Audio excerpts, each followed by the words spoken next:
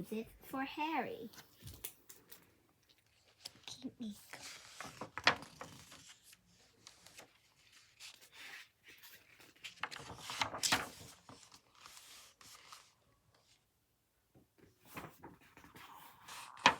Harry was a white dog with black spots. On his birthday, he got a present from Grandma.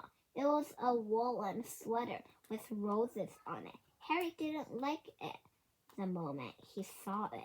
He didn't like roses. Then he tried it on. He felt cozy and snug, but he still didn't like the roses. He thought it was the stylest sweater he's ever seen. The next day when Harry went downtown with the children, he wore his new sweater. Then people saw it. They laughed. Then dogs saw it. They barked. Harry made up his mind then and there to lost Grandma's present. Then they went to. When they went into a big store to shop, the children took off his sweater and let him carry it. This was just what Harry wanted. First, he tried to lost it in the pet department, but a mouse found it and gave it back. He tried to lose it in the grocery department, but a lady found it and gave it back. He tried to lose it in the flower department, but a little boy found it and gave it back. The children didn't let Harry carry it anymore. They made him wear it as they started home. Harry was beginning to think he'd never lost it.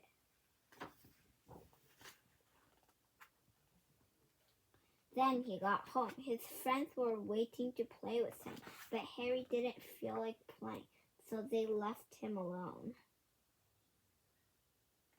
As he sat wondering what to do, Harry noticed a loose stitch on his sweater. He pulled at the wool just a little at first, then a bit more, and a bit more. Harry didn't know it, but a bird was watching. In a minute, Harry had to pull out quite a long piece of the wool out. Quite a long piece of the wool. The end of the lay on the grass behind him. Suddenly the bird flew down. Quick a flash, she took the end of the wool in her beak and flew away with it. It all happened before Harry could even blink. The sweater began to disappear right before Harry's eyes. First one leg, then the neck, then the other leg, then the back, and finally, the whole thing was just one long piece of wool flying off into the sky. The sweater was gone. Harry couldn't hardly believe it. He barked and jumped with joy. Then he ran out of the yard.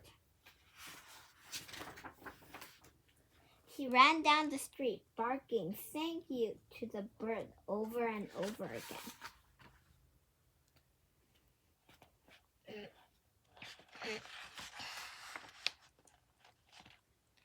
The bird and the wool were just a tiny speck in the sky, but Harry kept following them.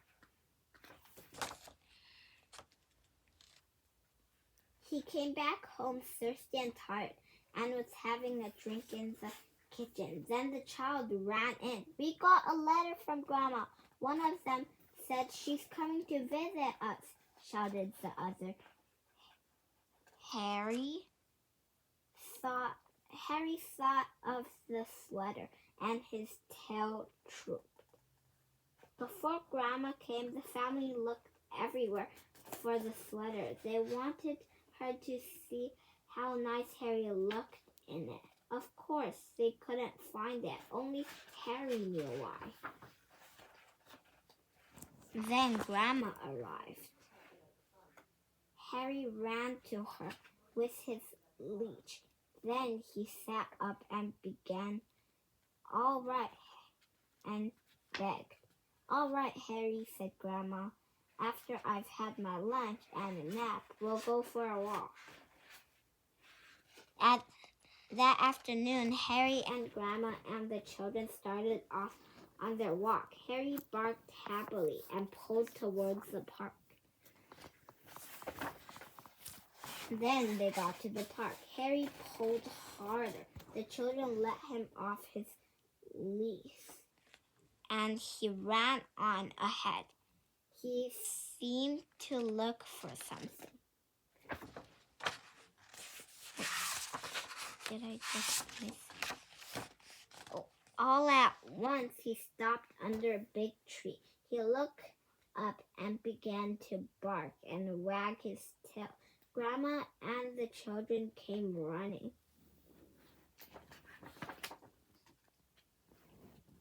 They got to the tree and looked up too. Suddenly, one of the children said, "I see a nest. It's made out of wool," said the other. "And it's very same color as Harry's sweater," they shouted together. "This is Harry's sweater," exclaimed Grandma. Just then, a bird looked out of the nest. "Look!" Grandma looked, shouted the child. "Harry gave his sweater to a bird. I wonder how he did that," said Grandma. The bird sang, and Harry wagged his tail even harder. At Christmas, Harry got a present from Grandma. It was a new sweater. Harry liked this one very much. Then he tried it on. He felt as cozy and snug as the bird in the nest. But best of all, it was white with black dots, just like Harry. The end.